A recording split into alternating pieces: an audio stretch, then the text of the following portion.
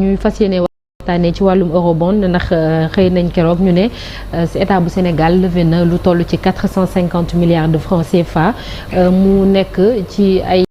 xibaar yu ñu jot 4e pays ci Afrique subsaharienne ci atum 2024 bi bu ko def ci fii ba 2031 la n'est-ce pas ci avec un taux de 7,75%, c'est ça. C'est ça. De quoi s'agit-il déjà? Voilà, bu ñu déggee lan mooy eurobond. lan mooy eurobond xam nga boru état ay dafa am ay 3 types yu si nekk. benn bi moom mooy li ñuy wax prêt moom mooy ñaar ñuy jëflante kenn ki lebal keneen ki. prêt bilatéral day am da ngay gis benn état bu lebal Sénégal banque day lebal Sénégal. et cetera lan mooy différence bi moom mooy prêt yi kenn du ko yóbbu ci marché financier yi muy am marché secondaire ñu koy jaayante di ko jëndante comme ay action ak yi ni mel. beneen bi mooy les instruments financiers yi obligation yi ñuy def UEMOA BRVM ci la bokk. bon du trésor ci la bokk ak yi ni mel waaye tamit eurobond yi ci la bokk différence bi ak yeneen instruments yi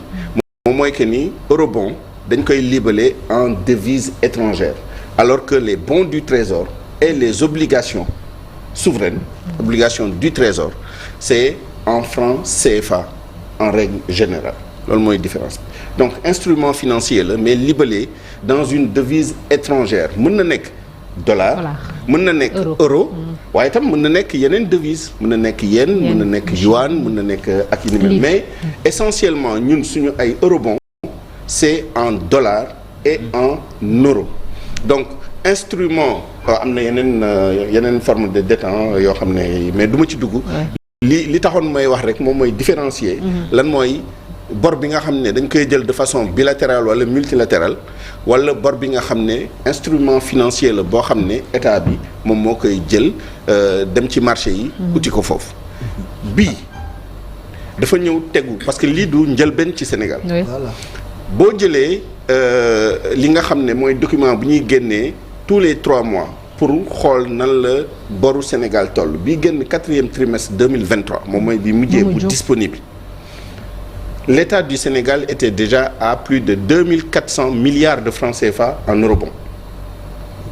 donc yàgg nañ di jël ay eurobond du nag loo xam ne dañ koy jël tout le temps parce que yombuta am mais lii du lu bees du njëlbeen beneen bi moom mooy montant bi 450 milliards waaye boo xoolee communiqué ministère bi Sénégal li ko taxoon a jóg c'était 500 millions d'euros loolu la ñu uti woon waaye fi ñu mujjee on a eu 750 millions d'euros. On a eu moins. loolu mooy une partie. parce que 500 millions yi euro lañ ko doon wut. bi ñu demee ñu souscrire ko ba mu jeex wala boog ñu placer ko ba mu jeex dinaa ñëw lan mooy différence bi ñu placer ko ba mu jeex apparemment on s'est rendu compte que ñi soxla woon ñoo ëpp bu baax. wala boog ñu bëri intéressé woon na leen waaye gannaaw 500 millions rek la ñu soxla woon te placé nañ 500 millions yi le lendemain looloo indi ñu am lundi ak mardi ñu placé en dollars. Y a l'importance des deux devises euro ñun suñu taux ak euro taux fixe la. bokkoon na ci li nga xam ne noonu lañu bëggoon restructurer suñu endettement. moom mooy ñu gën a favoriser. L'endettement en monnaie disons nationale wala bokk en CFA moom mooy dette intérieure bi moom mooy ci biir Sénégal ak ci sous-région UEMOA bi wala bokk espace monétaire UEMOA bi ak ñi nga xam ne ay résidents lañ même bu nekkee nii ay étrangers lañ mais ci marché local bi la ñu lu ko waral moom mooy c'est moins cher moom y a moins de risque de change notamment risque de change boobu tamit dafa am ci dollar moo tax ñu bëggoon aussi ci ni ñu restructurer suñu dette ñu favoriser endettement en euro parce que taux fixe la doo amati ay fluctuations yoo xam ne mën nga lebu fukk suba dollar bi yéeg fukk boobu nekk fukk ak juróom waaye gis ngeen cette fois-ci dañoo dem ci euro bi ba mu jeex on s'est rendu compte qu'il y avait une demande aussi en dollars ñu placer 250 looloo indi ñu am 450 milliards de francs CFA loolu moom mooy montant bi ñu levé mais obligation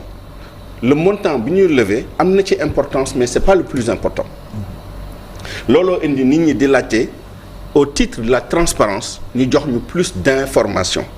endettement mënta ñàkk ça tout le monde le sait maintenant rawatina Sénégal fu mu toll nii faw ñu lebu parce que xaalis da nga koy soxla pour combler ce déficit budgétaire en général looloo tax ñu émettre ay bons ay obligations wala ay eurobonds en partie c'est pour ça mais parfois da ngay lebu aussi pour des grands projets Sénégal dafa ne woon de plus en plus bu ñu lebu ay eurobonds ak yi ni mel dañ koy dugal ci ay projets yoo xam ne ay investissements yoo xam ne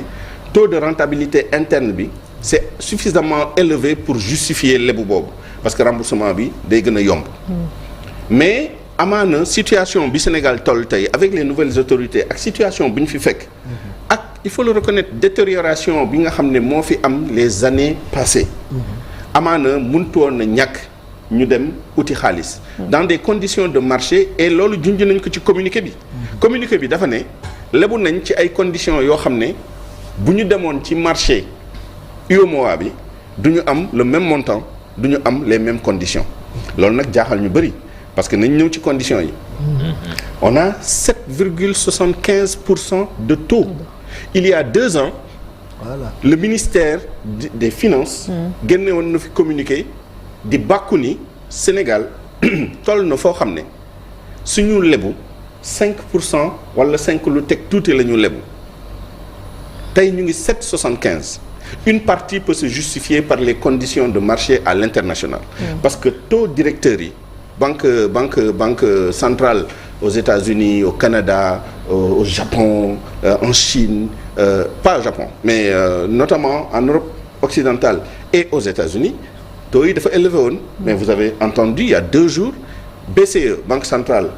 européenne baissé nañ seen taux directeur enfin d'ailleurs démb la woon je pense